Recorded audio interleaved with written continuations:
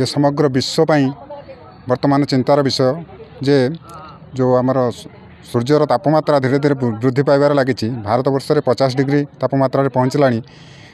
केवल वायुमंडल में जो बढ़ी जाऊँगी आमर अंगारकाम्ल ताको ही प्रतिहत करने गछटीर नितांत आवश्यक। प्रति वर्ष कोटी कोटी गछ हणा जाता बेले ताकू पुनरुद्धार करने आम 20-30 वर्ष 40 वर्ष गछटा को पुनरुद्धार करने लगी जाए, किंतु आम लगौना। तेणु ये जो महत्वाकांक्षी योजना प्रधानमंत्री आरंभ कर निश्चित समय उपयोगी पदक्षेप ये यार सुफल गत 10 वर्ष ठार से आरंभ कर यार सुफल भी आजिका दिन में आमर धीरे धीरे प्रतिफलित है। प्रधानमंत्री ये जो महत्वाकांक्षी योजना आम यूरोप देश मानक जिते बड़े 20 डिग्री तापमात्रा रोचे सर्वोच्च तापमात्रा 20 डिग्री रोचे आमर से 50 डिग्री है। तेणु आम जदि सचेतन न होबा आगामी दिन समय आसो आम पिला माने आमर उत्तर पुरुष बहुत असुविधा।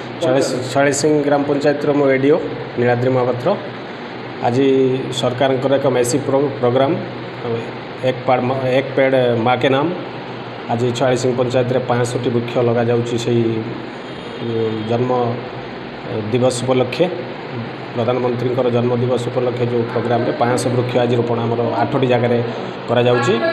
से ग्रामवासी वृंद आम शालिसिंग पंचायत सरपंच जे महोदय ऑफिशियल्स स्कूल स्टाफ मैंने आमको बहुत सहयोग कर आम सफल रूप से कार्यटी समापन करी बोली आशा रखीचु एवं अधा कार्यक्रम हो गला अधा कार्यक्रम सफल रूप से रूपायन हम।